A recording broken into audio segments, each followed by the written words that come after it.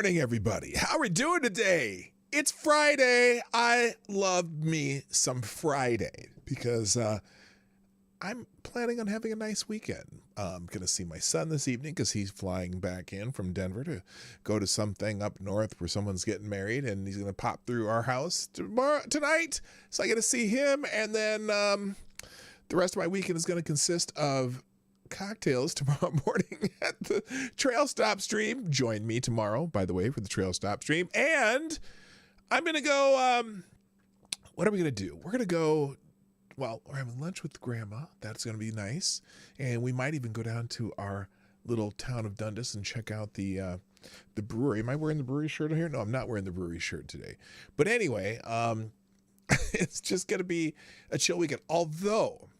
Although I am going to be stuck doing one thing that is not all that exciting, and that is we're going to try to get our garage cleaned so at least we can get one car in there right now, because I have so much stuff in there that I got to put on the market as far as, I got some furniture pieces that I've been working on, and I got, we still have a couple wheelchairs from my father, from when my father-in-law passed away, that I think we're going to finally put on the market, which we probably should have done a long time ago. And so that's my weekend. But before that, before we do that, got to talk about what's in the news, because that's what we do here at the Morning Night Live. And hopefully you'll enjoy the news, or at least you'll try not to throw stuff at windows and computer screens and stuff. So anyway, welcome to Friday. It's Funky Friday on the Morning Night Live. Ladies and gentlemen, here's the intro.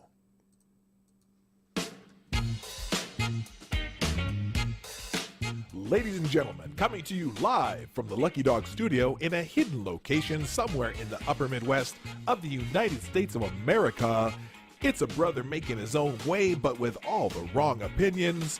Welcome to the Morning Night Live with your host, yours truly, PDawg Knight. All right, stop that music. And we're going to start this music. Ladies and gentlemen, happy Friday on the Morning Night Live. Boy, is that loud. What the hell's going on there? Oh, that's just my headphones. Good morning. It's the Morning Night Live with your host, yours truly, Marty, also known as PDawgKnight of the internet. Now, that's not all that funky. I don't know what the hell this is. Is this really one of my, this is funk 50s rock? No, we're gonna dump this. It's too loud anyway. Let's try this one. Oh yeah. Now that's much better. Funky Friday on the Morning Night Live. I'm your host, Marty, also known as PDawgKnight on the internet, and welcome back to the Dawg Knight Channel, okay? It is Friday, the 24th of September, 2021, and I'm so happy that you're here. I'm so happy that I'm here. I'm happy every day that I wake up, because there's always an opportunity for this to be my best day ever. And I hope you feel that way too, even as we read the news. Now, before I get into this too deeply, I want to thank a few people, okay? And then we'll say good morning, everybody, and it'll all be a great day.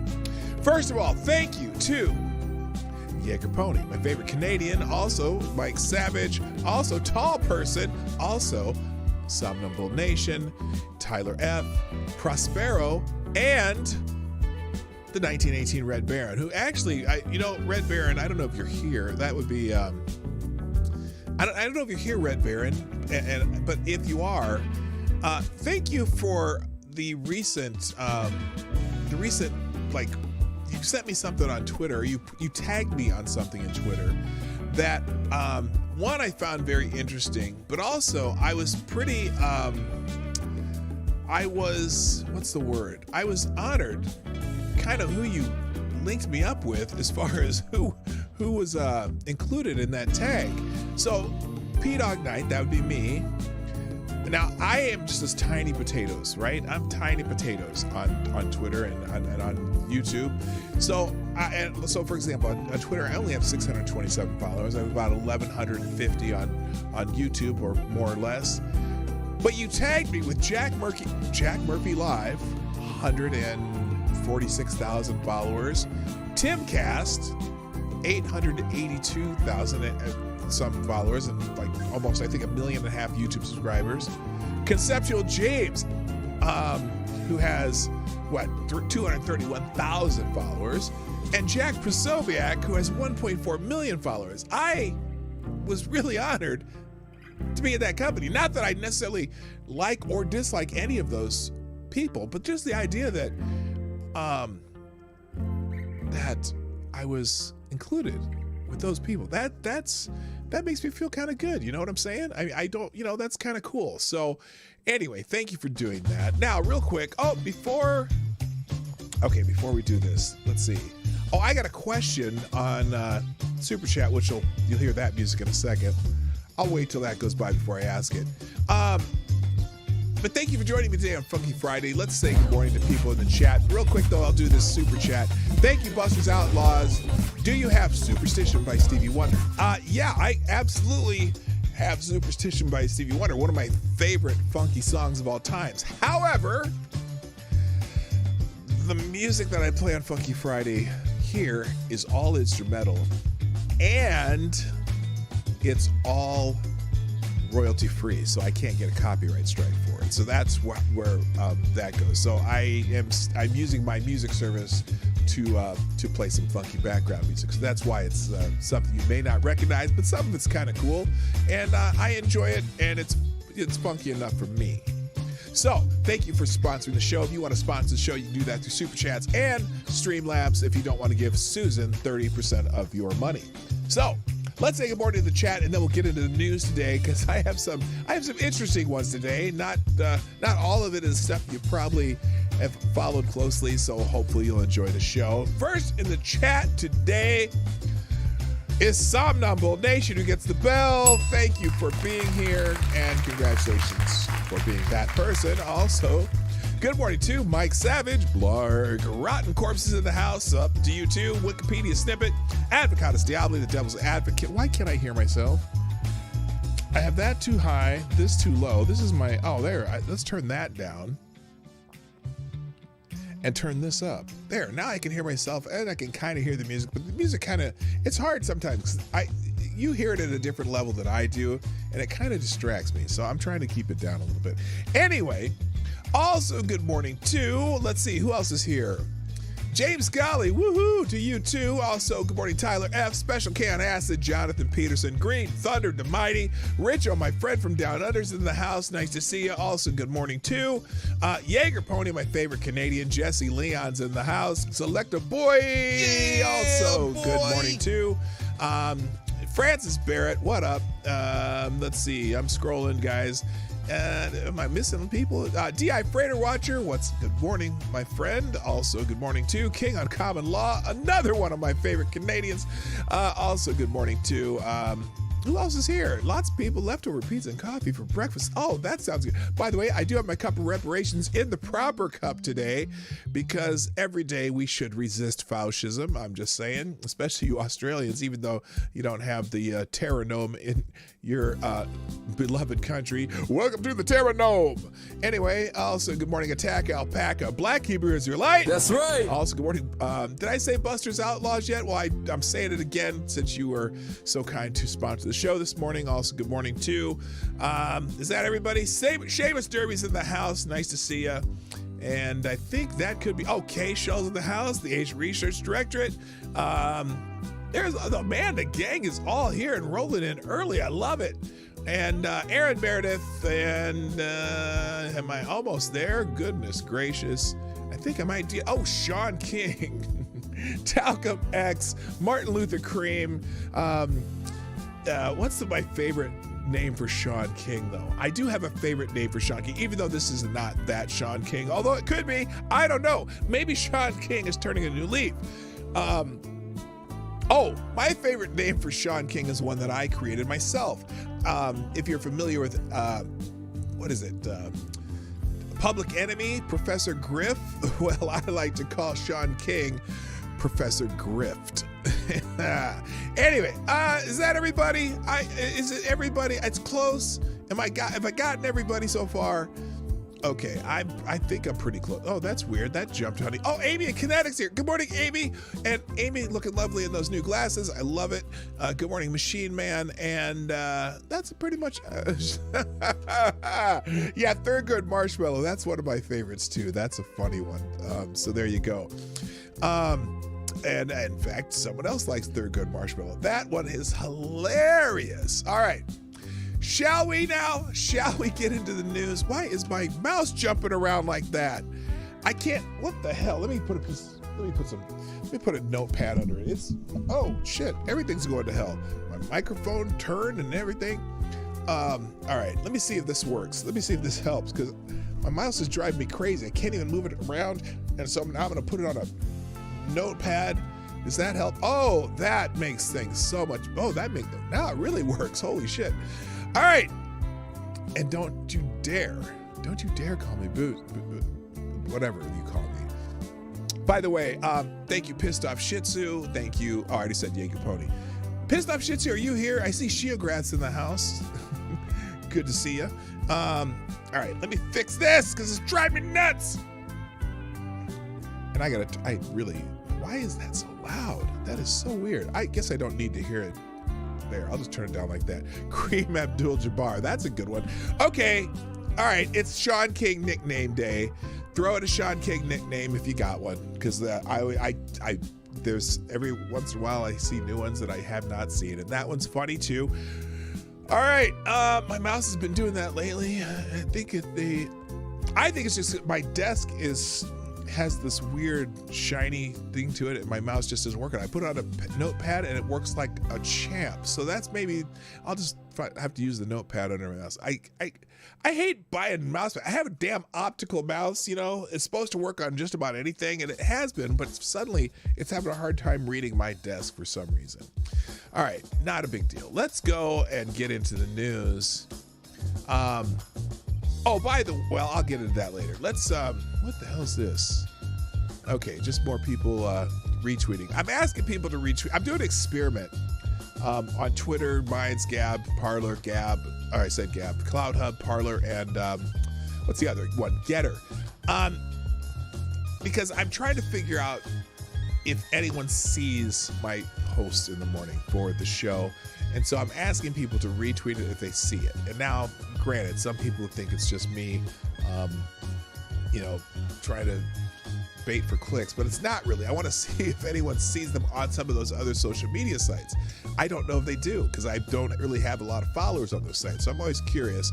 But anyway, that's why I'm doing that if you're wondering. Let's get into the news. Now, this is some breaking news from later last night, which I found interesting. The House of Representatives just voted to defund EcoHealth Alliance. Now, if you're not familiar with EcoHealth Alliance, they're the group that was using their National Institute of Health funding to help fund the place of origin lab that no one shall that shall not be named. China is asshole. The Wuhan lab, right? The Wuhan lab. That's the group that did that. So here it is. Breaking. The House just voted to defund EcoHealth Alliance. My amendment, which passed with bipartisan support, stops the Department of Defense funds from going to Peter Daszak's EcoHealth Alliance, an organization that funnels taxpayer dollars to the CCP-controlled Wuhan Institute of Virology, the likely epicenter of stupid 19. This is a huge win, given EcoHealth's role of funding gain-of-function research at a lab conducting secret biological studies for the PLA and following Peter Daszak's letter last year denying the possibility of COVID coming from the lab. And some people are saying subpoena now. When does the investigation commence? Good. Now, some jackass decided to... some jackass thought it was important that he post this as a reply. Right-wing watch. Kenneth Copeland argues that he needs a private jet because airlines are imposing vaccine requirements, and to me, that's the mark of the beast. Well, don't care, because that is irrelevant. You know, if you have to, if you can't see why that lab possibly doing gain-of-function research is bad and why we shouldn't be funding it, and why maybe that lab might have had things leak from it that has nothing to do with necessarily that research, but we have a global pandemic because of it, then you're an idiot. So that is a good news, and I don't even know. It's Representative Guy Reschenthaler. I don't even know. He doesn't list his affiliation on here, but I'm going to guess that he might be a Republican. But it was bipartisan support, and fuck Peter Daszak. How's that sound? Good morning. Why are you so angry? How are you doing, my friend? Nice to have you here. By the way, while you're here, click the like button. You know the thing. Click the like button if you like what we do here on the Morning Night Live. Do it now while you're thinking about it, because you might not remember later, but I'll remind you anyway. All right, in other news. Now, the name of the stream today, which I'm sure when Checky Logic gets here, he'll ask, why is it named that? Well, here's the reason why. Great books for kids and other current events. Well, this is hilarious. Well, wait, I don't know if hilarious is the correct terminology. In some ways it's hilarious, but some way it makes you go, what the that is going on? So,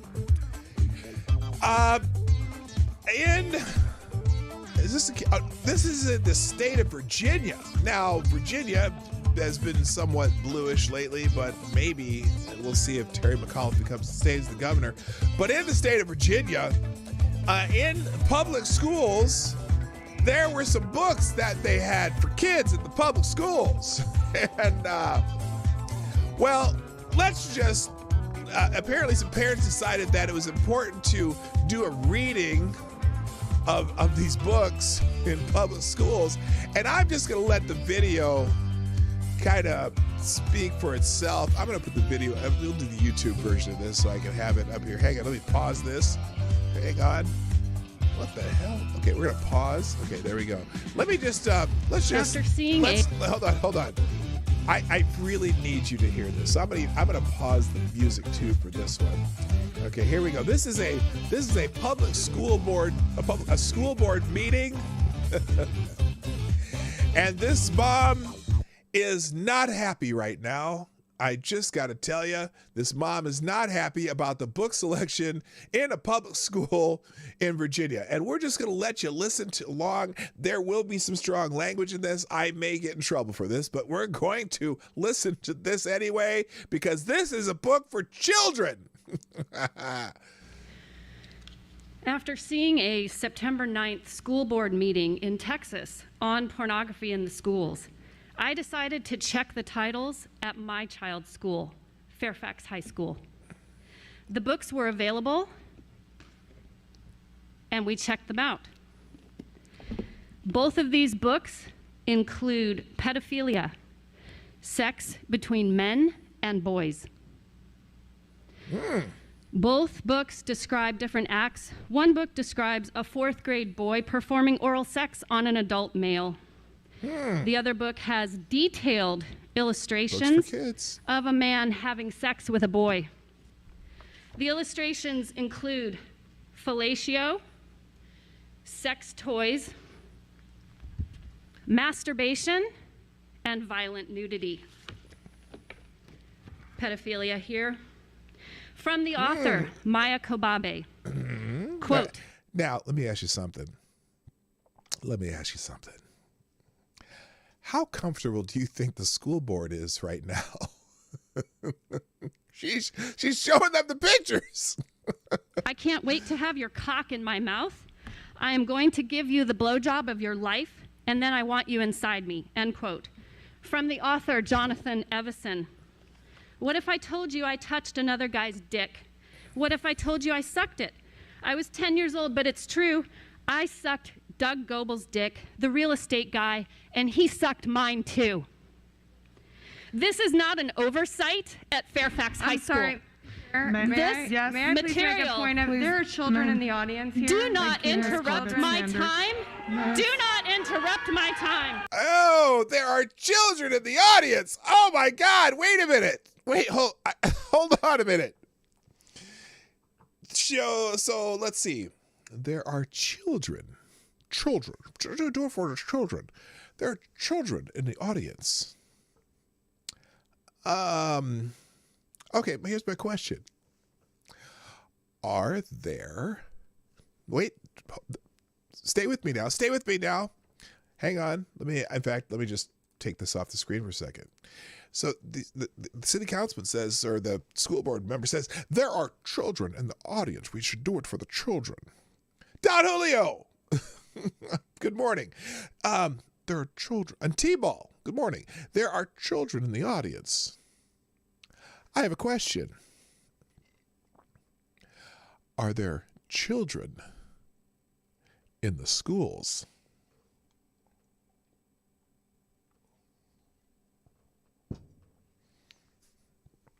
I bet you there are. Let's continue. I would like to remind everybody. I will stand here until my time is restored and my time is finished. These books are in stock and available in the libraries of Robinson, For high school students, Langley, ma'am. and Annandale High School. Pornography Wait, is a Annandale. Oh, that's Virginia. Oh, high school students. Oh, so let's see. High school. High school students. Wait a minute. A 10-year-old in the book was saying that he sucked the real estate agent's cock. Oh, that's for high school students. Yes. Now, I'm curious if they have any books where there are 10-year-old girls saying they sucked the real estate agent's cock. Probably not. offensive to Madam all Clerk? people. It is offensive to common decency. It is the reason why the MPAA... Our next speaker is Alex. Oh, they cut her off. They cut her off. Well, I wonder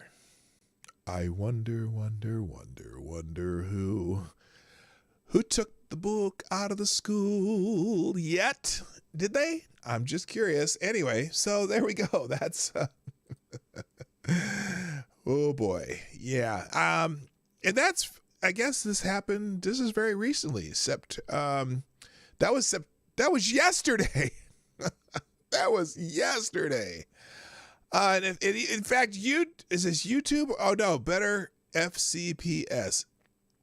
Citizen Participant Stacey Langdon speaks to the September 23rd Fairfax County Public Schools at a school board meeting. She's a parent concerned with the content of books found in the school library. She is interrupted by school board chair Stella Perkarski. Well, Stella, that's a book in your school. Now, look, I'm far from prudish, and I'm sure some of those high school boys spent a lot of time watching stepmom porn on the Christian Science Monitor, but I still, high school, you kind of start high school when you're basically 14 years old, right? Isn't a freshman in high school usually 14 years old? So that book's in the library. I'm sure more than one kid has took it home and jerked off anyway. But anyway, so here's the story that virtually the entire crowd, which included no children who were visible in the video feed of the auditorium, erupted in jeers at the school board's effort to silence a parent. Before her buzzer counting down her allotted 3 minutes even buzzed, the school board began talking over her, saying, "Our next speaker is Carl Frisch, a school board member who does not have any children, but is a gay man who spends much of his energy on the school board focusing on gay and transgender issues rather than education, seemed to defend the pornography and mocked the concerned parent taxpayer on Twitter. Quote, "It's not every week the school board receives 2 exorcisms during public comment. To be clear, nothing will disrupt our school board's commitment to LGBTQIA+ students, families, and staff. Nothing." Oh, is he defending this? Now look, and I tell you what, I'm going to guess that even most gay people probably don't think this kind of shit should be in their schools. I mean, why? Why does that? Because here's the problem. It's not, I don't even care.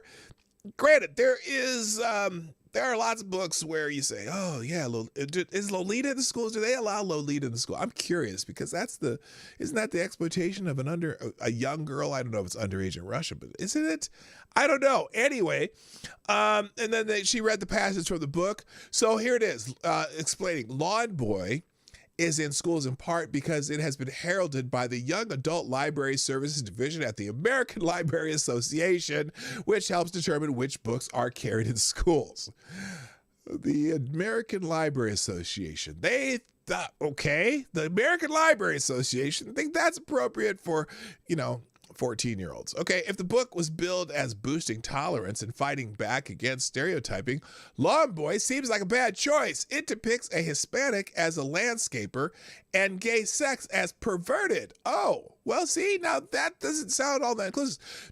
An unusually large portion of the books recommended by YALSA, which again is the Young Adult Library Services Division of the American Library Association, are all adult. I wonder if all those people are activists. I don't know.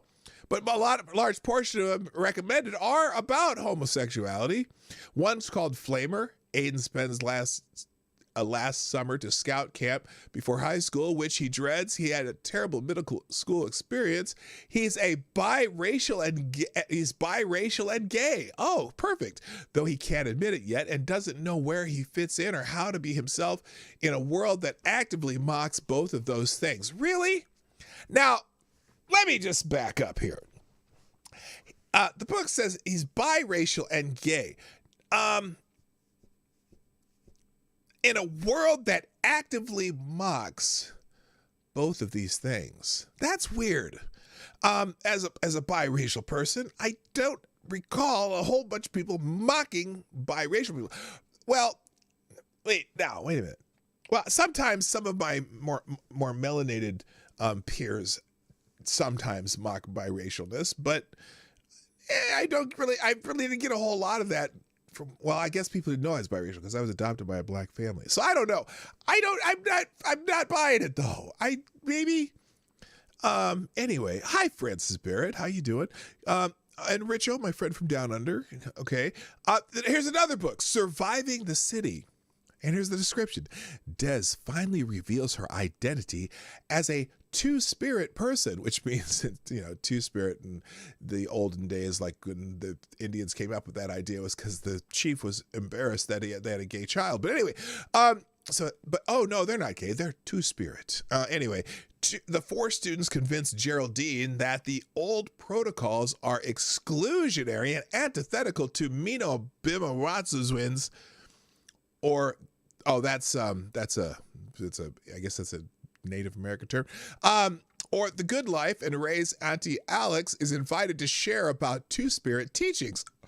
Oh, excuse me, that was gross. Two-spirit teachings, great. Afterward, everyone, no matter their gender or sexuality, is welcomed back into the circle. Well, that's, I don't have any problem with that. Look, if you're gay or you want to call yourself something other than gay or bi or whatever, I don't give a fuck. If you're a good person, I want you in my circle. And so I don't give a shit. But I don't know that. Well, I wonder if they have. That book maybe doesn't have explicit sexual references to it. But these are all kind of. Okay, here's another one. I'm a Wild Seed. Dela Cruz talks about how she discovers her sexuality and what it means to be a woman of color. Oh, what color might that be? Isn't everybody a woman of color? Who says this all the time? Gerald Green says this all the time. Hey, if you can find something similar to the color of your skin in the crayon box, then you're a person of color, because everyone has some kind of color, right? Anyway, let's see. She also reflects on the racial and sexual oppression that she and others face in American society. Really? De La Cruz is a racial oppression in American society? Fuck off. You're not oppressed. The only oppression you have is the oppression of the thoughts in your brain that people are filling your brain with. You're not oppressed. Everybody can. Oh my God, I hate these people. Good morning, always lost and nothing else, AKA alone. Till now, I always got by on my own. I never really cared until I met you. I work my fingers to the bone. How do I get you alone? All alone. Okay, I really took that too far today. But every once in a while, I just got to sing the song. Heartstopper, another book called Heartstopper. Oh, I didn't even have this on the screen. Heartstopper. Shy, openly gay Charlie is worried that rugby player Nick will end up being a bully, but the two strike up a friendship. As they grow closer, Charlie struggles with what he assumes is an unrequited crush, and Nick starts to question if his feelings for Charlie are romantic. Much of the youth librarians groups. Oh, that's not the story. So basically, it's they sound they all kind of sound like for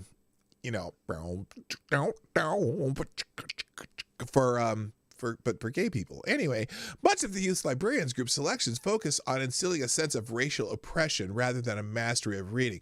Yeah, that's the other thing I noticed about these, that all these people are acting like they're oppressed, when in reality, if you go to school today, you're celebrated if you're gay or bi or non-binary or whatever.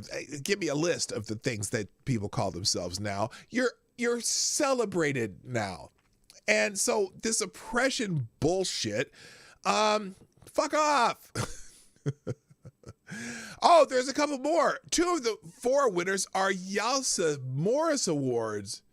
What? 2 of the 4 winners of Yalsa's Morris Award are Black Girls Unlimited, the remarkable story of a teenage wizard.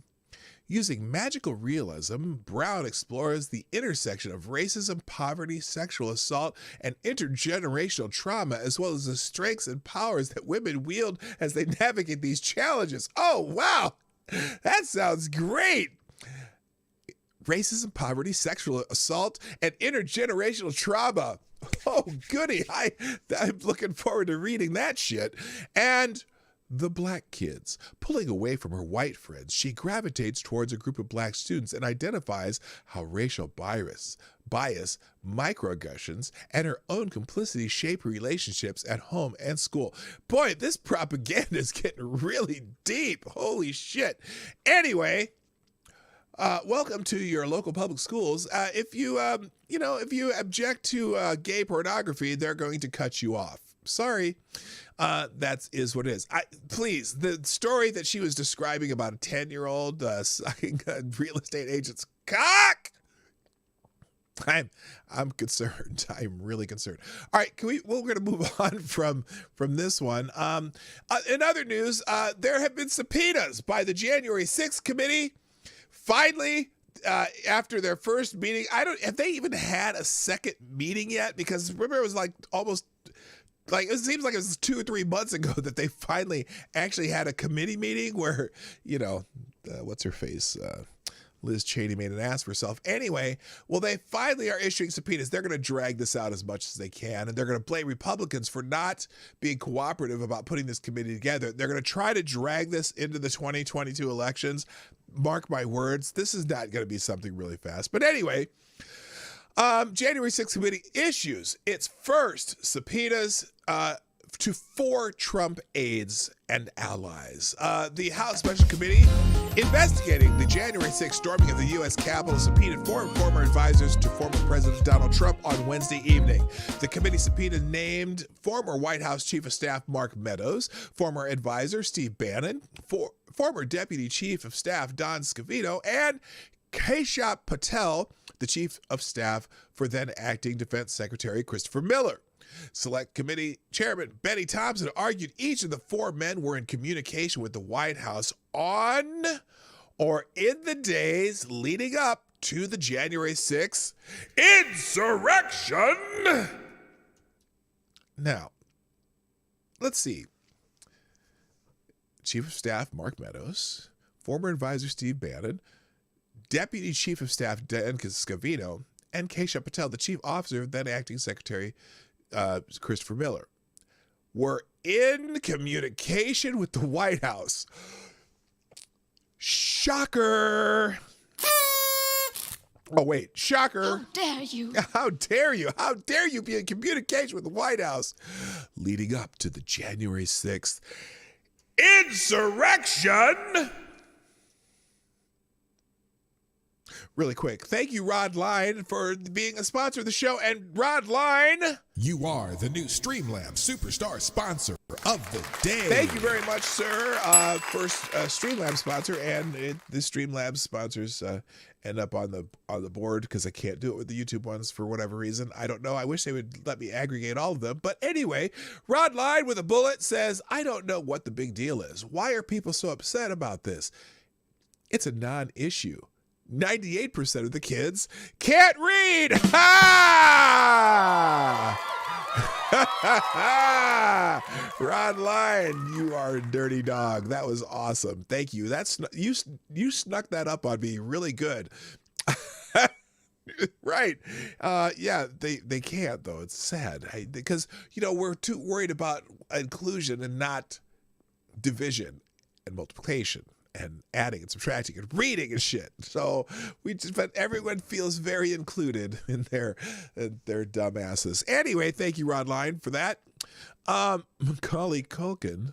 What the hell? Why Macaulay Culkin? What are you talking about? Cock? Oh, cock. Oh, cock, you mean. You said cock. Okay. Oh, serious lack of funk. You're right. I'm sorry. I forgot to turn the funk back on. Let's turn the funk back on. By the way, if you're new here, it is Funky Friday on the Morning Night Live, where I play music that I'm not sure how it's going to turn out.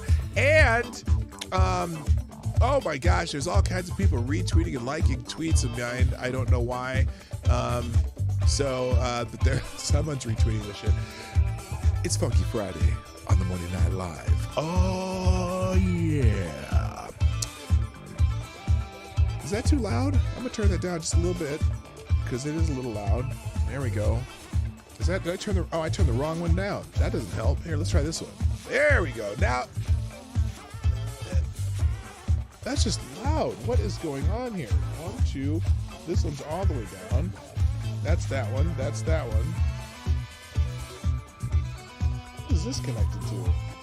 This is connected to. Oh, that's why.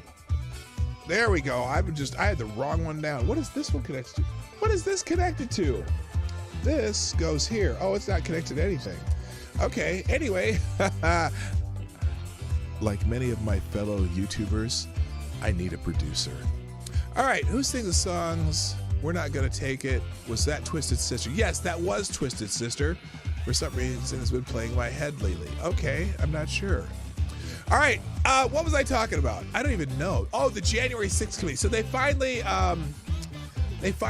subpoenaed some people in letters to former White House Chief of Staff Mark Meadows, former White House Deputy Chief of Staff Communications Dan Scavino, former Defense Department official Cashapp Patel, and former Trump advisor Steve Bannon. Chairman Thompson instructed the witnesses to produce materials and appear at depositions in the weeks ahead. The committee statement read, I think all of them should give them one big "you're number one," okay? Give them the "you're number one" to the committee.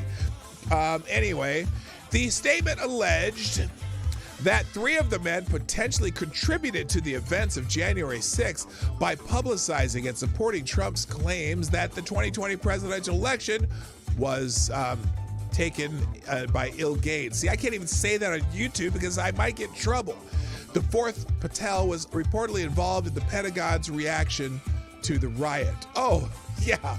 The reaction in which people in the House and Senate, who were supposed to have the security around the building, said, nah, we don't need your help. The ones who turned down National Guard requests from the president himself, yeah, they probably should talk to him. But you know what? Whatever. The committee is tasked with investigating the facts and causes of the January 6th Capitol riots, as well as issues related to the peaceful transfer of power, which did happen. Yeah, did anyone remember that? Does anyone remember that there was a peaceful transfer of power? Anyway, let's see. Subpoenas are the first major action since the committee asked telecom companies to preserve the cell phone records of 11 Republicans who participated in the Stop the Steal rally. The 11 Republicans include Lauren Boebert, Marjorie Taylor Greene, Jody Heiss, Jim Jordan, Andy Biggs, Paul Gosar, Mo Brooks, Madison Cawthorn, Matt Getz, and Louis Gohmert and Scott Perry. So anyway, the committee is expected to make the same records for requests from members of Trump's family. Well, yippee skippy. Oh, I like this groove. Oh, this kind of sounded kind of 70s, isn't it? That's hype. Anyway, all right, let's move on. Also, if you read my description today, you would know that Antifa activists are suing the police in Portland. I laugh because I've paid attention to this crap ever since this began, long before the BLM riots and things like that. And these fuckers have been fucking shit up for a long time. And now they are suing the Portland police for live streaming and showing faces of rioters. Wow, pot meat kettles. Only in Portland, the Portland judicial system, such as it is, has just thrown in with Antifa and BLM snitches get stitches crowd. A woman who's a regular fixture in Portland's protest scene has successfully sued the Portland Police Bureau for live streaming video of the 2020 and 2021 riots. Really? Despite the riots being shown live on all manner of social media, the Antifa-friendly judge claimed that police live streaming the riots broke a state law. The ACLU of Oregon said the Multnomah County case was a huge win for common sense. Really? Really? Is it? Hello, Jen T. How you doing? Wikipedia snippet. I already said hi to Wikipedia snippet, but I'll say it again. We are pleased that Judge Ryan was willing to apply Oregon law in a common sense way to protect the right to protest without fear of government surveillance or government-supported doxing.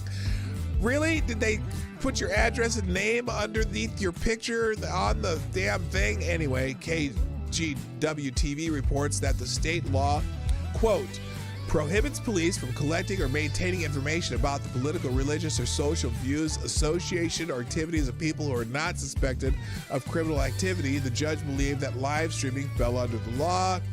The woman who brought the lawsuit, Marie Tybal, wasn't camera shy. She was front and center member of the protests and riots. The 60-year-old woman gave mutual aid and supposedly ran a medical tent to help rioters and was often the subject of protest photos where she was seen wearing a pair of goggles and other gear during the Summer of Love.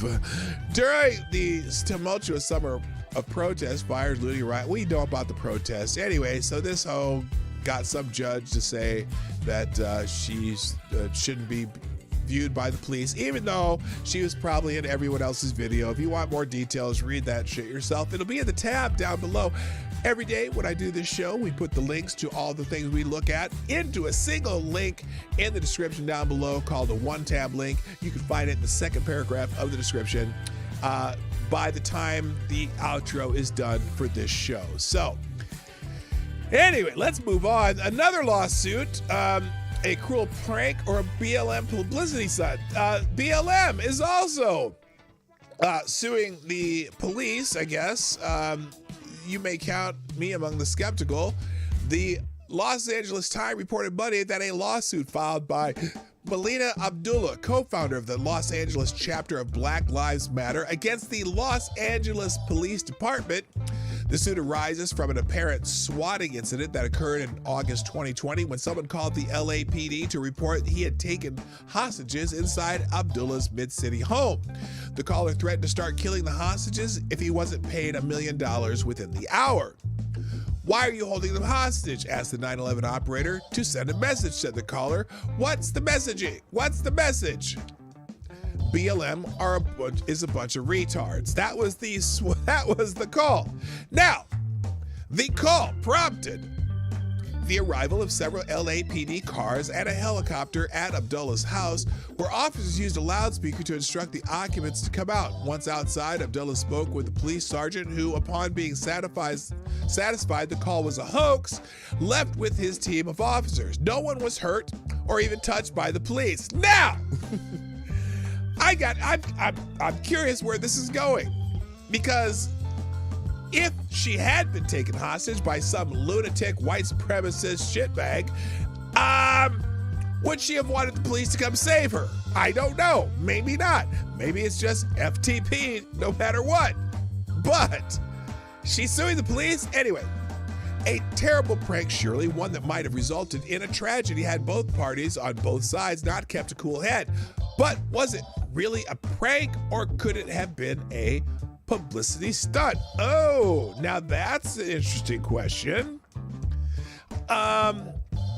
Abdullah is, to understate things considerably, fond of media attention. Oh, shocker. A BLM person who's fond of media attention. A activist who's fond of media attention. I can't imagine that being the case. Good morning, Six. How you doing, my brother? So she's fond of media attention. Shocker. She has for years been a regular at the weekly Los Angeles Police Commission meetings, where she revels in every opportunity to hector the police chief and the commissioners, often encouraging her fellow BLM supporters to disrupt the proceedings. She was one of the protesters who in March 2020 gathered before dawn at the home of now former LA County District Attorney Jackie Lacey. When one of the protesters knocked on Lacey's front door, her husband answered armed with a pistol, which he pointed at the people on his doorstep. How was that noise? Anyway, he was prosecuted for a misdemeanor and entered into a diversity program. Give me a fucking break. Anyway, she gets up early. That's interesting. On the day of the swatting incident, Abdullah was to appear at a press conference at Cal State Los Angeles, where she is a professor of Pan-African Studies. Oh my God. This woman's teaching somebody's children. The press conference was intended to address whatever her current grievance may have been at the time, and she took care to mention it while live streaming the incident on her Instagram page. In her lawsuit, Abdullah alleges she was the victim of unlawful seizure, false imprisonment, excessive force, assault, and negligence. I gotta see the video for this. There's gotta be video for this. Okay, wait. Holy shit. Claiming she was terrified that the police were going to shoot her into her home and injure her children. She believes the police should have been aware of her identity and done more to verify the authenticity of the 911 call before coming to her home. The heavy police response, she says, was intended to retaliate against her history of protest against them. Really? Really? Biatch! They came to save your life from someone who they thought was threatening your life. I'm not sure I'm convinced. Do you know who I am? Abdullah asks the sergeant. Oh, wait. Yeah. I have no idea who you are, he responds, apparently disappointing her that there's even a single one among the LAPD's 10,000 officers who isn't aware of her fame. The incident is still under investigation, according to the LA Times, which duly reported Abdullah's risible claims in the knowledge that the LAPD would not comment on the matter under pending litigation. This is standard procedure for the LA Times, especially for the story's writer, child reporter, Kevin Rector. Now that's an interesting title. Child reporter? That's weird. Anyway, I'll click the LA Times story and have that open in the tabs also for you if you want to read that. Is it one you need no, it is still available. So I guess you can read this article yourself. Black Lives Matter sues over LAPD response to swatting incident. So you can read the whole story yourself. I'm sure the LA Times is probably very, very, very deferential to Ms. Abdullah. All right, let's move on. While we're speaking of lawsuits, well, there was a guy who got convicted of something in Minneapolis, and apparently he's going to be appealing. Derek Chauvin intends to, oops, I missed that. Hang on here. Derek Chauvin intends to appeal George Floyd murder conviction. Derek Chauvin plans to appeal his conviction and sentence for the murder of George Floyd, arguing the judge abused his discretion in critical points in the case, according to documents filed Thursday. The former Minneapolis police officer said in the court filing that he intends to appeal on 14 grounds. One claim made by Chauvin in the notice to appeal is that Judge Peter Cahill abused his discretion by denying him a request to move the trial out of Hennepin County because of pretrial publicity. Chauvin, 45, also claimed Cahill abused his discretion when he denied requests to postpone the trial or grant a new one, and when he rejected a request to sequester the jury for the duration of the trial. That one may have some weight to it.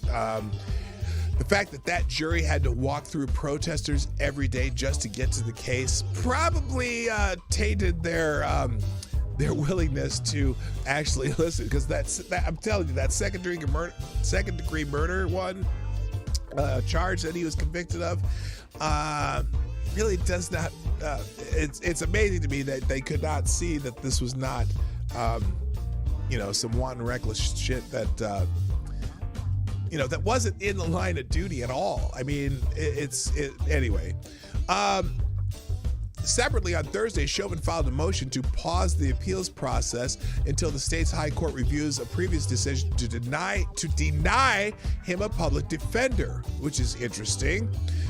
Chauvin said he's been without a lawyer in the appeals process and he has no income apart from prison wages. During a trial, Chauvin's lawyer was funded by the Minnesota Police and Peace Officers Association Legal Defense Fund. In April, when Chauvin was convicted of second-degree unintentional murder, third-degree murder, and second-degree manslaughter of Floyd after kneeling on his back for nearly 10 minutes. He was sentenced to 22 and a half years prison. That's when the Police Officers Association no longer can, I think by policy, continue paying for his lawyers. So, and for whatever reason, the judge denied a public defender, and I think he's appealing that right now to, let's see. Oh, the high court. Okay, yeah, the high court's going to review that decision to deny him a public defender. In some way, as you know, I believe that the one charge that he should have been found guilty of was the manslaughter charge because of his lack of situational awareness in that case. The other two charges don't fit. The third degree unintentional murder charge is probably going to be thrown out anyway because of the decision in that case where the officer shot the woman from Australia. We talked about that the other day. But that second degree, that's by the way, the third degree is the depraved mind one. And the high court in Minnesota said that case is only used when there's a lack of focus on a single target.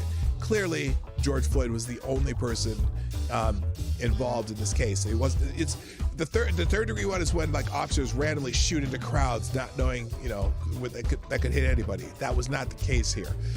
So that's probably going to be overturned. The second degree depraved murder, which requires an assault first. It's interesting, they've never actually, at least in my mind, cleared up when that assault occurred. Everything they did was within his training. Whether he did his training well or not, it doesn't mean that it's an assault if he's doing it within the context of his job. And again, the manslaughter charge, though, because of the lack of situational awareness of the guy dying underneath him, probably from a drug overdose, in my personal opinion, it would seem to be a reason why that charge should not have gone the way it did. But that's that. All right, so there you go. George Floyd's appealing. Moving on Funky Friday. By the way, before I continue to move on, let's see. Oh, Jess just talking about how parents are taking their kids out of traditional schools in astounding numbers. Yeah, there is quite the exodus from public schools. Thanks, and I think you can thank the coup for that, because people are figuring out, oh, well, we've had to do homeschooling, we had to do whatever outside learning. We've had to use private schools. I think people are just sick of the public schools, especially after they're selling you child pornography, gay child pornography in the high schools. But anyway, let me just stop for a second and remind you that The Morning Night Live is brought to you by you, the viewers of The Morning Night Live. Please share this stream if you haven't done so already. In fact, if you follow me on Twitter, mine's Gab Parler or CloudHub or Getter, go repost what I just posted. I'm doing an experiment. I want to see if I can get people to do that and see if anyone notices that it's being reposted. I'm doing that for probably 7 days. So I started that yesterday. I'm going to do this for next Thursday. I want to see if I can up the retweet numbers rather than the likes numbers. I don't care about the likes. I care about the retweets. We're trying to grow the show, and you can certainly help me do that if you'd be so kind. Also, hit the like button if you haven't done so already, because that helps whatever. And if you're watching on replay, put a comment in the comment section and let me know that you were here. I never really know unless you tell me that you were here. So if you're watching replay, just hi Marty or something, okay? It can be anything, or you can answer one of the questions in the that we do during the day. So is that done with the show? Oh, and you can sponsor the show, SuperChats, Streamlabs. I'll read your messages if you do that, and there's other ways down in the description, whatever. If you can do that, great. If you can't, that's cool too. I'm just happy that you joined me today. All right, let's move on. So this is the one that I'm not going to go into this one too deeply, but why did that switch there? That's weird. Somehow I moved those around. All right, this one is just an article in our PJ Media. Parents are voting with their feet, taking their kids out of traditional schools in numbers. A new report from the National Alliance for Public Charter Schools shows what a great advertisement American Federation of Teachers President Randy Weingarten and her more radical members provided for school choice. After more than a year of school closures, Zoom classes, and battles over critical race theory, parents are increasingly taking their children out of public schools. The study looked at enrollment shifts between the 2019 and 20 and the 2021 school years. Their analysis shows that 1.45 million children left traditional public schools. Charter schools gained 237,000 students in the same period. The difference is made up by families choosing private schools or homeschooling.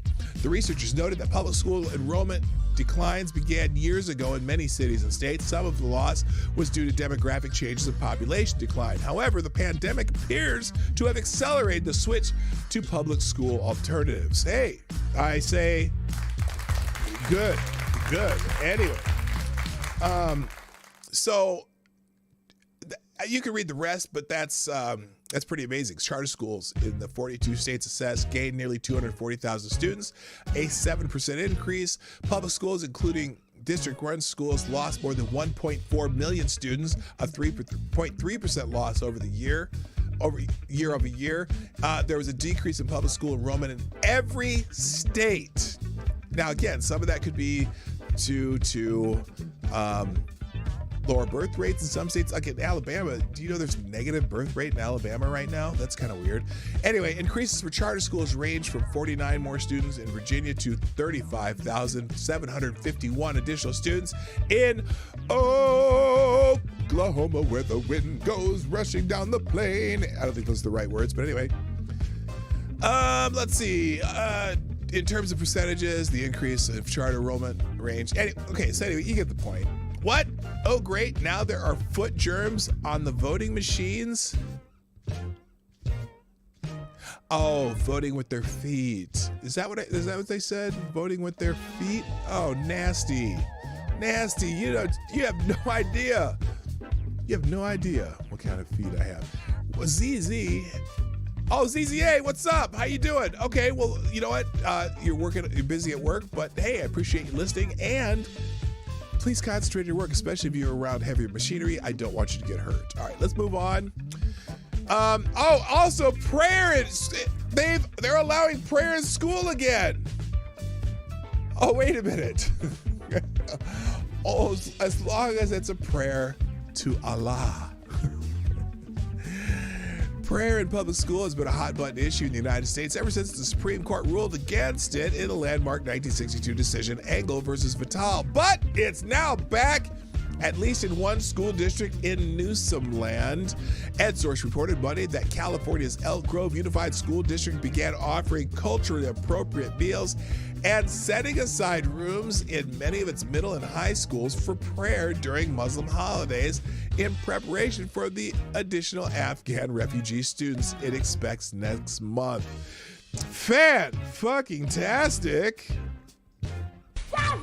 Oh, did I say that? Never mind. I should have said Resist, we must. Anyway, ironically, as Danny Greenfield noted, the Elk Grove Unified School District became famous for Elk Grove Unified School District versus New Dow, in which an atheist sued the school because the Pledge of Allegiance includes the word under God. And the case was an awkward mess that went to the Supreme Court but should never have gotten that far and ended up being tossed out because New Dow didn't actually have custody of his daughter. There was, however, a case in Texas in 2017 that establishes an important precedent for what Elk Grove Unified School District is doing for Afghan evacuee students now. Liberty High School in Frisco, Texas established a prayer room for Muslim students, drawing a rebuke from Texas Deputy Attorney General Andrew Leone, who said Liberty's high school's policy should be neutral toward religion. However, it appears that students are being treated different based on their religious beliefs. Such a practice, of course, is irreconcilable with our nation's enduring commitment to religious liberty. Indeed, one parent put it this way at a Frisco school board meeting in 2017, quote, Liberty High School is not a mosque. It is not a synagogue. It is not a tabernacle. It is not a temple. It's not a church. It is a school. It is a public school supported by taxpayers for the purposes of educating children. Anyway, so there you go. Interesting article. There's a couple other notes in there, but I'm going to keep going. Until they want to Nazis, we can be up on government's ass more than they think they are to us. DI Predator Watcher, I'm just giggling at what you just wrote, even though I shouldn't. That's awful. I'm not going to say it out loud. Anyway, moving on. Hey! Now, apparently the Biden administration awkwardly promotes the Quad Summit after the UK-Australia Security Alliance flap. White House is trying to downplay the relevance of China in key meetings of top U.S. Indo-Pacific partners after the bungled rollout of a security alliance with the United Kingdom and Australia left Beijing steaming. You know, well, you know what they say about old Joe? He's certainly one who's just able to fuck things up, and that's according to the President Obama. Anyway, President Biden on Friday will host the first non-virtual quadrilateral security dialogue known as the Quad Summit between Prime Minister Scott Morrison of Australia, Narendra Modi of India, and Yoshihide Suga of Japan. But a senior administration official insisted Friday's affair was an informal gathering that was not aimed at undermining China's influence in the region. Hey, you know what I really don't give a shit about? Whether or not it was aimed at undermining China's influence in the region. I'd love them to undermine China's influence in the region. What's wrong with undermining China's influence in the region? Anybody? Someone give me an answer. China is asshole. I'm saying, what is the problem here? Anyway, we are working together to build better lines of communication and strengthening cooperation and habits of cooperation amongst us, the official said. The leaders are hopeful for an opportunity in an intimate setting to sit down and talk about issues of mutual interest and concern. Motherfucker, they're trying to figure out how they can stop China from encroaching on everybody's rights in the region. That's a real truth. Why they want to say anything otherwise? Do you think Donald Trump would hesitate to say, yeah, we're trying to fucking stem the bullshit that China's doing? And do you think he cared and what China thought?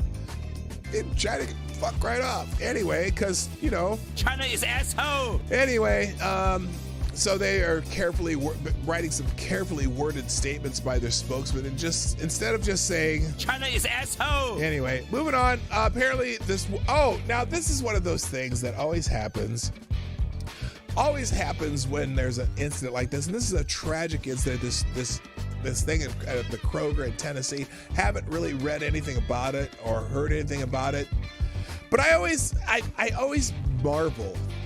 I always marvel when an article like this comes out. Okay, here, wait a minute. Let me just do something real quick. I gotta chill the music for a moment because this requires a solemn response. Okay. And I want to give it the gravitas it deserves. Woman killed in Tennessee Kroger attack was a kind, polite, thoughtful widow.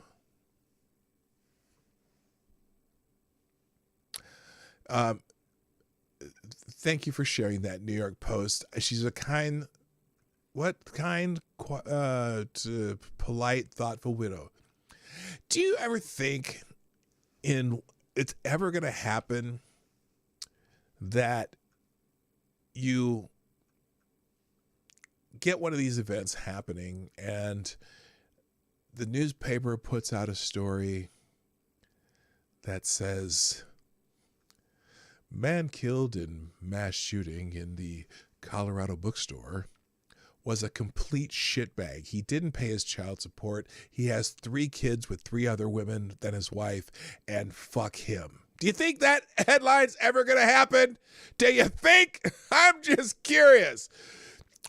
So anyway, the person was killed by a mass shooter inside a Kroger supermarket in Tennessee and has been identified by her family as a widow with 3 sons, 2 of whom are in the military. Now, I'm very sad for this woman, Olivia King. It's very sad, and my heart goes out to her family. But the point wasn't about Olivia King. The point was,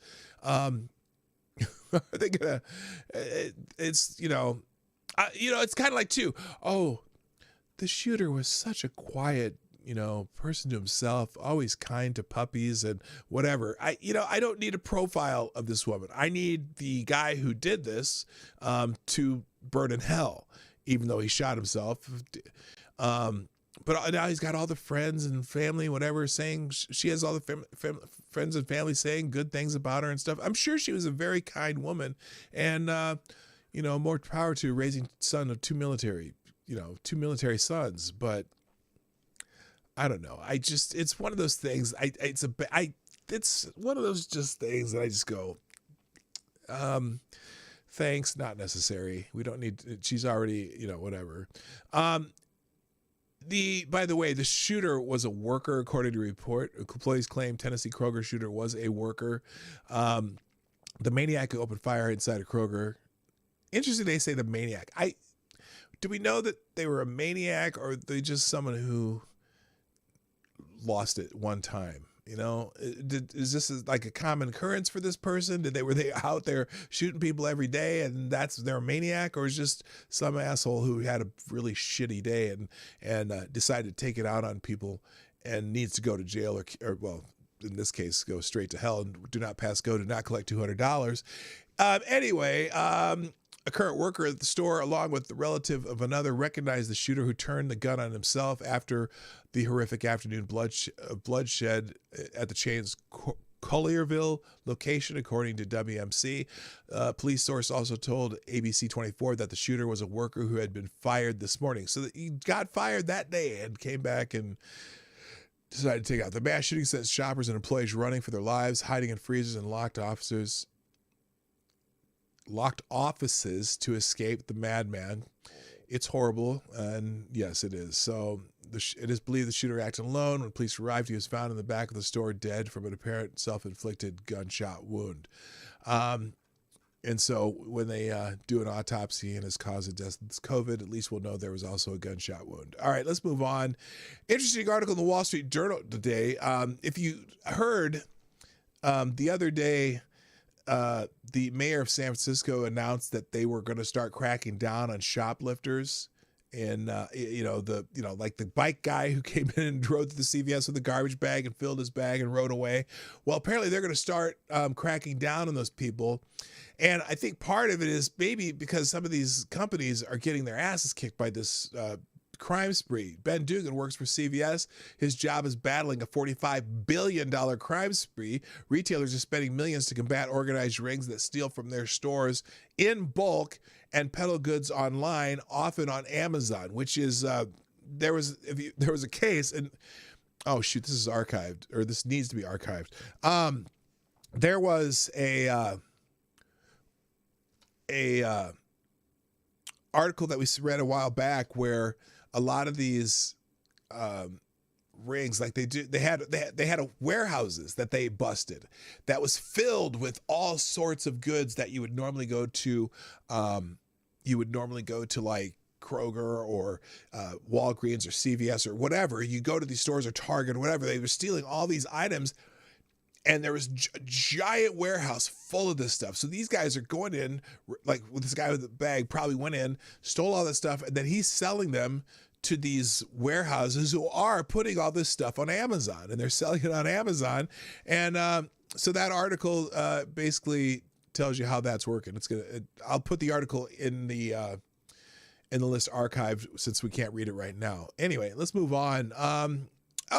Now, sometimes our former president, the guy with the funny hair, he does somewhat childish things, and this is one of them. But, it's just kind of the social media savvy of Donald Trump. He shares photos of Liz Cheney with George W. Bush's face on it. And again, this is just kind of a childish thing. Former President Donald Trump shared a must-see photo Thursday of Republican Wyoming Representative Liz Cheney with the face of George W. Bush. Trump released a statement through Save America PAC, a regular habit Trump has made in the absence of his social media accounts. Cheney is one of the most vocal critics of Trump in the Republican Party, and Trump has endorsed a Republican challenger looking to unseat Cheney in 2022. And again, childish, but it's also kind of funny. So there you go. Trump Save America PAC just shared this photo. That's W's face with Liz Cheney's hair. Oh, really? I don't know if I would have noticed that. Bush is holding a fundraiser for training next month in Dallas. So anyway, oh boy, Trump succeeded in an effort to oust Cheney from Republican House leadership in May, with Representative Elise Stefanik replacing her as third highest ranking Republican in the chamber. This is Trump.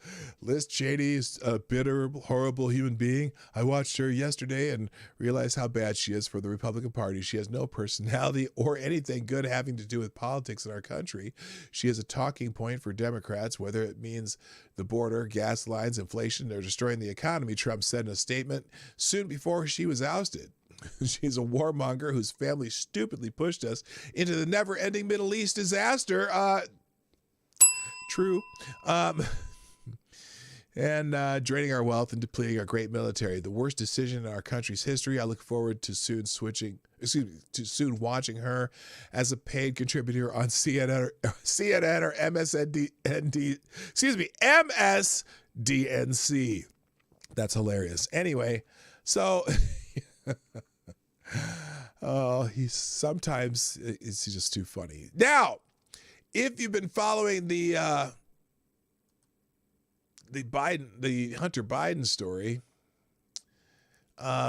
interesting things going on there. So we saw the big thing is the emails. They got emails, kind of more proof that he's a lying, cheating bastard. But anyway, oh wait, that's the wrong one. I want to do this one first. But if you don't know about it, it might be because you're watching network news. Skip Hunter tried to shake down Libyan government for millions, according to a Thursday report from Business Insider. Now remember, Business Insider is not a right-leaning business magazine. They are very left-leaning in their editorial board and a lot of their reporting. However, according to a Thursday report from Business Insider, they obtained email evidence that Hunter Biden had tried to shake down the government of Libya for millions of dollars as they tried to get him to help release money frozen when his dad was vice president. It was yet another scandal in recent weeks set to rock the Joe Biden administration.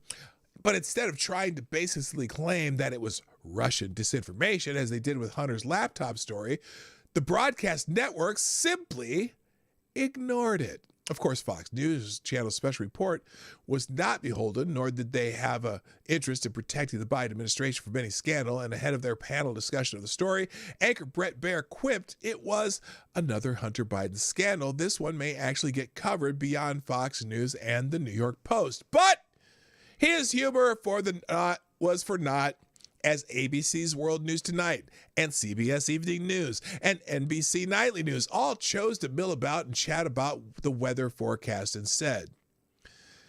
We are learning new information tonight about a report alleging President Biden's son Hunter's attempt to shake down the Libyan government for millions of dollars, Baer announced in contrast at the top of the segment. Anyway, is it any surprise? I mean, seriously. And here it is. The alleged plot began coming together in 2015 and was carried over into 2016 as they made references to Joe Biden pondering a run for president. And here's just a quote, and then I'm going to move on. Janeri lays out Hunter's demands in a January 8th, 2015 email writing, quote, per phone conversation, I met with number 2 son. He wants $2 million per year, a $2 million per year retainer plus success fees. He wants to hire his own people. It can be close circle. It can be close circles of people for confidentiality. His dad is deciding to run or not.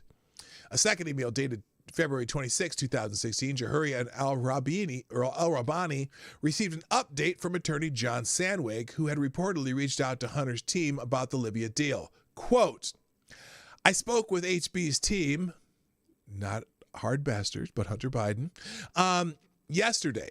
They are interested in the project, but emphasized for them to get involved, the team, lobbyists, lawyers, and PR, would need to be a small group of folks they have a tight relationship with. They do not want a large group involved, and they only want people with whom they have a close relationship with due to the sensitivity surrounding their involvement. So anyway, and they were talking about how they had to release somebody that was being locked up by the administration and whatnot. It's a story that you're not going to hear on the main news. Anyway, all right. Oh, Zach Osborne. Hello. Good morning. Now, let's see. We already did this. Why do I have this on here twice? This needs to be over here. Now, speaking of which, Biden himself, the former vice president, could owe as much as $500,000 in back taxes, according to a government report. Now, have you heard this anywhere? Probably not anywhere. Oh, Funky Friday. I'm sorry. I keep forgetting to turn that back on. We're almost done here too. But let me click that. There we go. All right. So now I wonder if they're going to start calling for Joe Biden's taxes.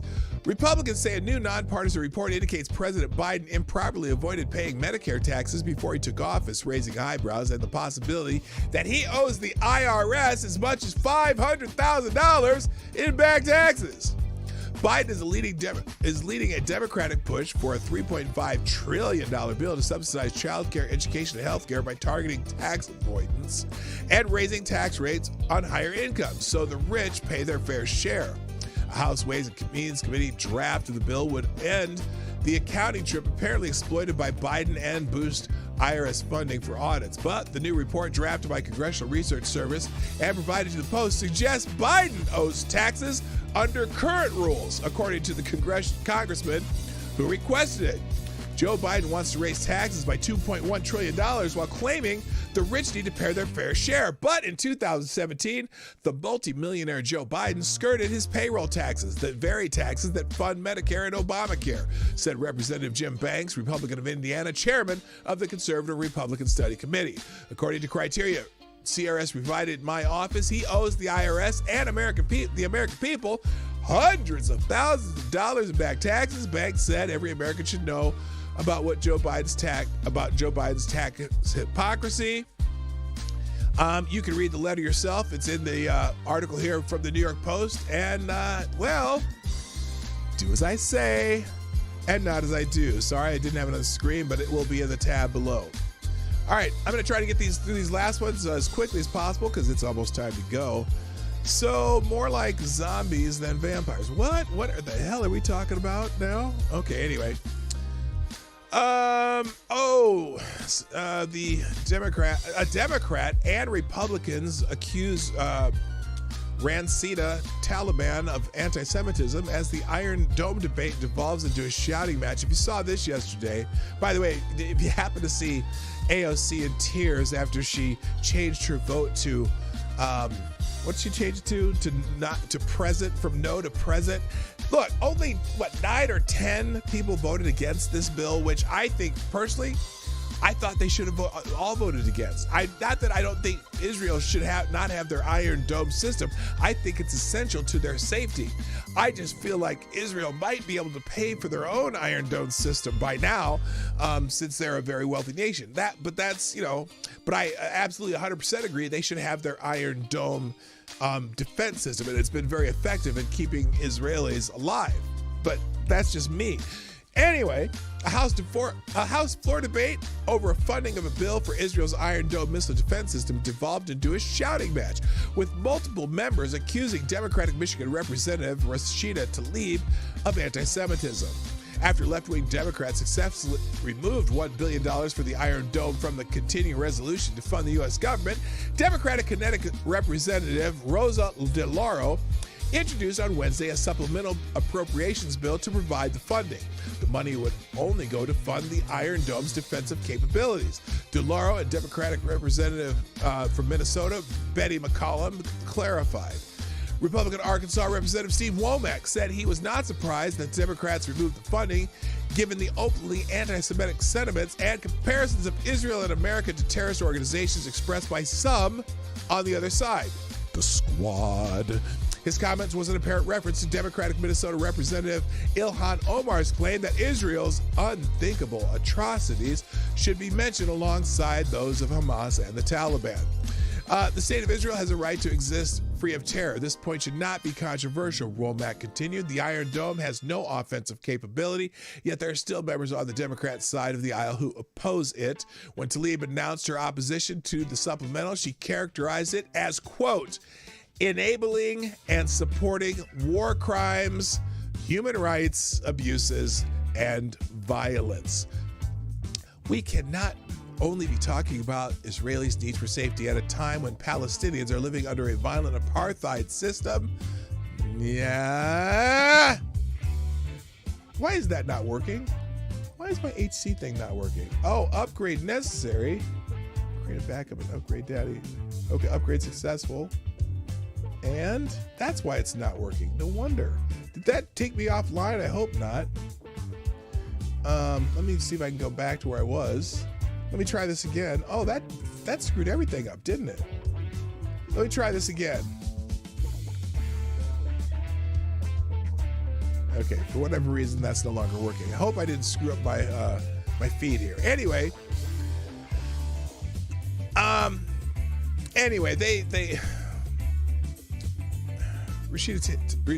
I almost said it again. Rashida Taliban. She they got into some arguments, and AOC ended up crying after the vote, and it was pretty goofy. Let's see. Oh, this guy. This is a rabbi who says less than a century ago, these people called themselves Nazis. Now they're called the Squad. Ooh, snap. He got a little.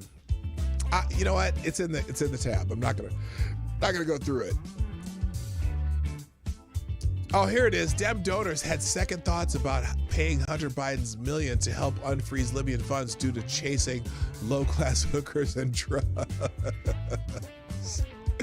Two Democratic donors purportedly considered paying Hunter Biden's $2 million help to unfreeze Libyan government's assets in 2015 that had been targeted by the Obama administration, but had second thoughts due to his various personal struggles, according to emails obtained by Business Insider. The donors were hopeful Biden's influence could help unlock $15 billion in foreign assets that were frozen by former President Barack Obama during the Gaddafi regime, but had second thoughts because of his struggles with drug addiction, chasing of low-class hookers, and money liquidity problems, according to emails obtained by Business Insiders.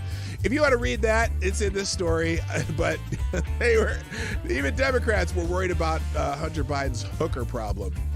Let's see. And the rate. Oh, this is a good editorial.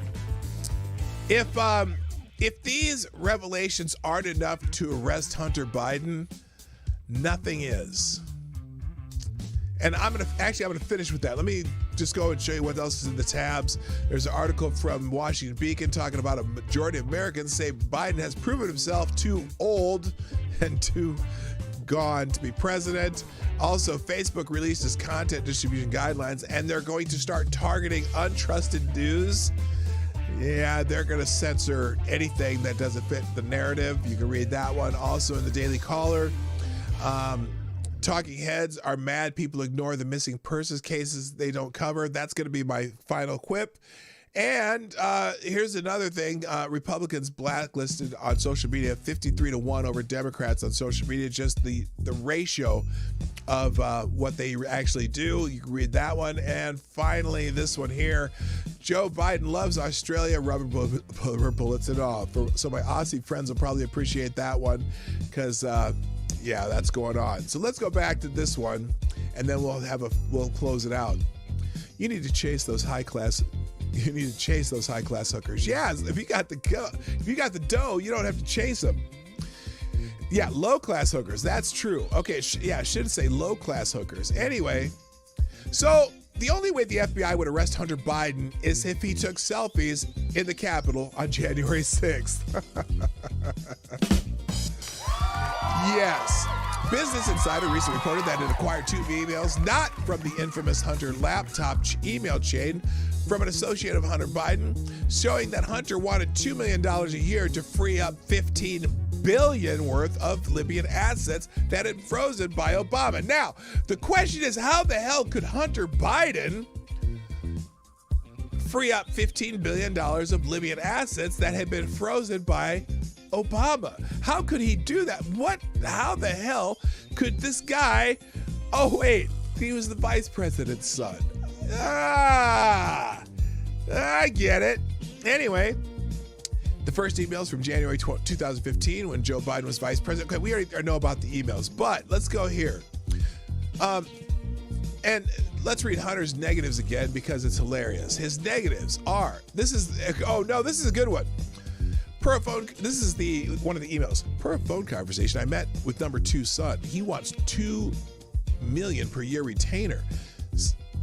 Plus success fees. He wants to hire his own people. It could be a closed circle, but it could be a close circle of people for confidentiality. His dad has decided to run or not, because that's who's going to be freeing up the assets. See, Hunter has no ability to free up $15 billion in Libyan assets, but his connection to his dad, who was the vice president at the time, might be able to get that done. His positive. Okay, this is back to Hunter Biden.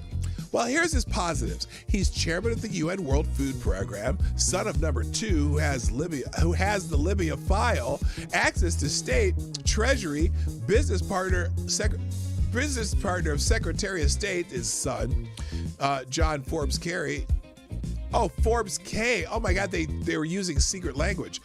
And since he travels with dad, he is connected everywhere in Europe and Asia, where Muammar Gaddafi, and Libya Investment Authority had money frozen.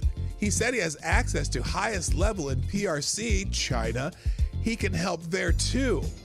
Wow, he's bragging his highest level access to PRC. But his negatives are that he is alcoholic, drug addict, kicked out of the U.S. Army for cocaine, chasing low-class hookers. Oh, he said low-class hookers. Constantly needs money, liquidity problems, and many more headaches. So those are the negatives. I would say those are negatives too. And plus he got booted up from Dave. But anyway,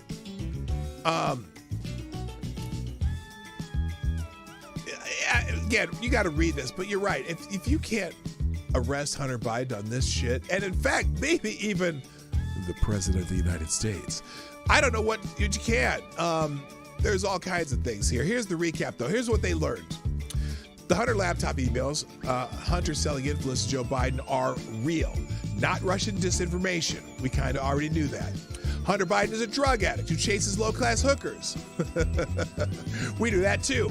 Former Hunter business partner Tony Bobolinsky confirmed Hunter and Joe were involved in shady dealings involving China. China is asshole. Oops, we knew that too. We are expected to believe that Hunter Biden, the crack-smoking, hooker-chasing reprobate, is now an artist, selling paintings on the up and up and no longer peddling influence. We're not buying that. Seriously, what will it take for the Department of Justice to arrest Hunter Biden? Perhaps if there was a tax situation. Oh, wait. There is one. Oh, there's another one. You can read that article. All right, we got to get out of here, gang. But before we go today, there was a tweet by a very prominent news talking head, okay? Very prominent news talking head on Twitter. And it caught my attention just because of its content. And actually, there's also, I have an article about it too, which is, let's see, where'd that go? I'll put that in the end, but here it is. Everyone's favorite moron talking head, Chris Cuomo, tweeted this bullshit because of remember the Gabby, what's her face, Petito, whatever her name it is, okay, whatever her name is, and her being found, and then a bunch of media talking heads are complaining that we spend too much time talking about missing white girls. Well, Chris fucking Cuomo, and that is his middle name, decided to tweet this, who says on Twitter, he's dumb enough to tweet this. Let's see if the attention on Gabby Petito and the concern about neglect of others who are missing can generate sustained interest in finding folks. Another family is desperate. Will you take up the cause? And then they tweeted this picture of this lovely young lady. Las Vegas police standing with information about her whereabouts is encouraged to contact the missing persons section of, her name is Riatha May Finkbonner, okay? Lovely young lady of color, of melanated, variety, somewhat melanated like me. And I'm thinking to myself, okay, wait a minute, here's my reply. You've probably already seen it, but here it is anyway. Geez, if only someone with a primetime news show would take the time to highlight that which he is on Twitter complaining about on his show. Or at the very least, he could get his channel's Fox News blogger, Brian Stelter, to talk about it. Because, you guys, all these media people bitching about they too busy showing missing white girls. You're the guys who run the news. Who does that? So anyway, there's a great article in the Daily Caller today. Talking heads are mad that people ignored the missing person cases they don't cover. Ding! A number of pundits and media personalities complained about Gabby Petito's case and the fact that it quickly had consumed much of the nationwide news cycle. Who puts it on the news? Assholes! They weren't angry that the nation was glued to the coverage of Petito's disappearance, followed by her alleged murder and the disappearance of fiancé Brian Laundrie. What concerned them, they said, was the disparity in the way similar cases involving people of color were covered. The Daily Beast reported that between 2011 and 2020, in the area where Petito disappeared, some 710 indigenous people had gone missing, most of them girls. But none had gotten the kind of media attention that Petito did. So here's this dipshit, Eugene Scott, quote tweeting that. CNN reported that families struggled to get media attention when the missing person was persons of color. As cases like Gabby Petito's get national spotlight, black and brown families with missing loved ones say their case struggles to grab attention. CNN! You are CNN! You're the ones supposed to be reporting this shit. We didn't report this shit. I didn't say, hey, I wonder where Gabby Petito is. You motherfuckers put her on the news. I don't put people on the news. I only follow the news when you put them on the news. Assholes. MSNBC Joy Reid called it a case of missing white woman syndrome, arguing that when a black woman went missing, no one is looking for us. Joy Reid, again, primetime coverage, MSNBC. Did you cover the story? Was it on MSNBC? Did you suggest a black woman or an indigenous woman or a Hispanic woman or an Asian woman who was missing be on your show? Who did you promote, Joy Reid? Oh, we didn't promote anybody. Well, shut the fuck up then. I'm sorry, this is a rant, isn't it? Anyway, MSNBC's host Chris Danzig and Dateline host Keith Morrison discussed the possibility that race was a factor as well. Fuck you! You're the ones who put it on TV. Anyway, you've done a lot of stories like this, but every once in a while, one catches fire online and the public imagination. She has, well, yeah, because she had almost 1 million followers on Instagram or some shit like that. Is that why it caught on fire online? Her followers were wondering what the hell happened to her. But anyway, it's amazing. I continue to be, kind of uncertain as to why. Why that one as opposed to some other one. There's usually some very ancient story, I think, that gets our guts going with a story like this, and it's like weather system that suddenly exists everywhere in the country. Everybody knows about it. That's because you idiots put it on there. But hey, it is what it is. Plus, there was just a lot of weird shit about that story that people found interesting. I don't know why. And then CNN anchors Chris Cuomo and Don Lemon, also Chris Cuomo, also talked about the possible racial implications, noting that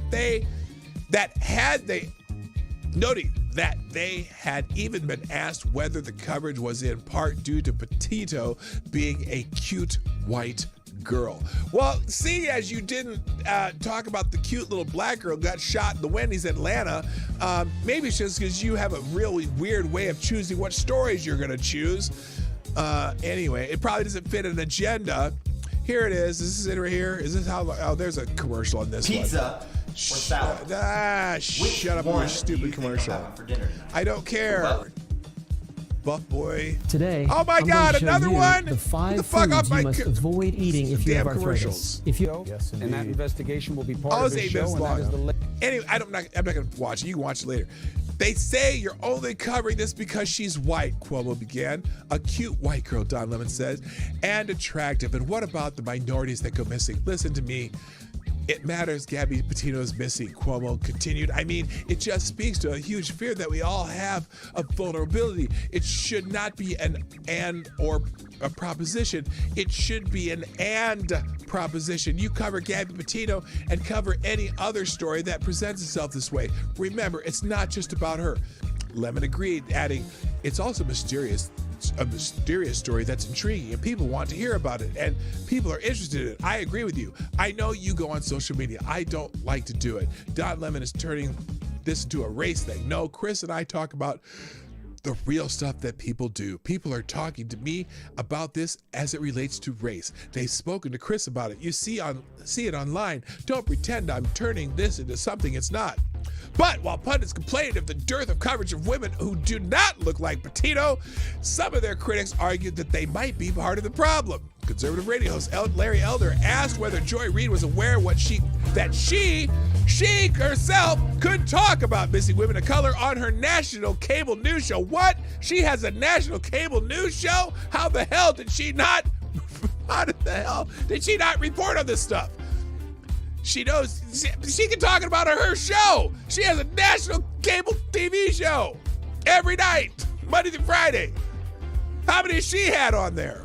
And he was not alone. Oh no, my God! If only CNN had a platform to do something about that. Oh my God, they don't have a platform. Anyway, you can look at the other tweets. There's all people laughing at him about it.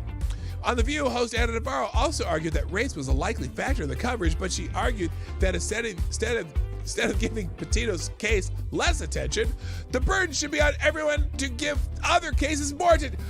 Ana Navarro, for the first time in, I don't know how long it's been since I've ever agreed with you, maybe back when you were still a Republican that was really a Republican, I actually agree with your stupid ass, okay? I finally agree with Ana Navarro. Yeah, maybe instead of bitching about this case and saying, oh, it's about women of color and we're not covering women of color, how about you assholes Find a woman of color to report on. How's that? There's plenty of missing people all over the place. White, black, girls, white, boys. Yeah, you never know. Ever notice it's hardly ever about boys? I remember back in the day when I was younger, and there was the Johnny Gosh in Iowa case, and there was the kid in southern Minnesota. Those cases, I don't know if they made national attention though.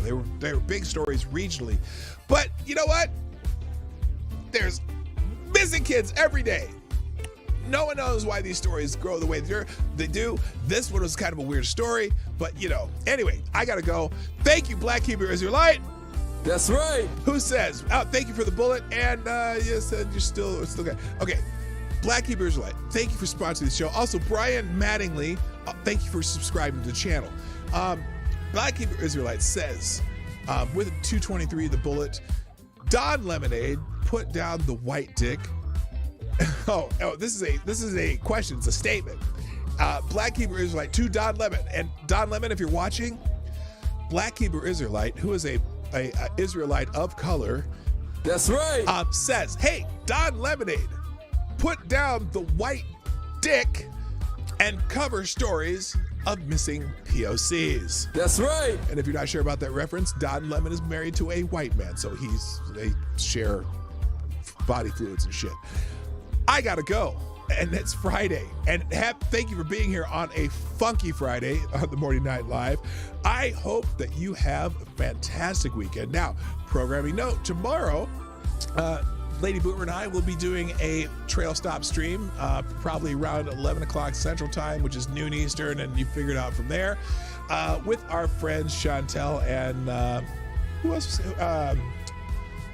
Sarah, they've been on the Saturday stream before. Remember, Saturday streams are just us drinking Bloody Marys and eating breakfast and saying funny shit, whatever we can come up with. And you get to put your jokes in the chat, and we will tell the jokes to bartender Matt and anyone else around us. So you give us a great joke, and I don't think we'll have a theme on the jokes this week. It'll just be joke, but this time they were a little spicy last time, and I enjoy spicy jokes, but I might not tell every joke that's on there. I might have to read them first because we're in company that might not understand. Just like, as Will Smith said, sometimes parents don't understand. Well, sometimes the people sitting around me don't understand either. But anyway, ladies and gentlemen, that's it for today. I appreciate you being here. Thank you for our sponsors today, Black Hebrew Israelite, Rod Line, and Buster's Outlaws. Thank you for sponsoring the show today. I hope you have a lovely day. The links to the links to the articles from today will be in the description down below. By the end of the outro, I will let you know in the chat when I have updated that. Thank you so much for the people hitting the like button, sponsoring, sharing, and putting a comment in the comment section if you weren't here during the regular show. If you're watching a replay, do that so I know you're here, and I will thank you too. That's it for today. My name is Dawg Knight, and I'm out of here. Have a great weekend. Bye-bye.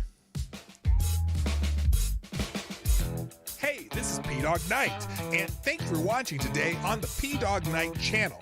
If you have an observation or remark you'd like to make about this video or my channel, I absolutely welcome you to write it in the comment section down below. I really look forward to hearing from you.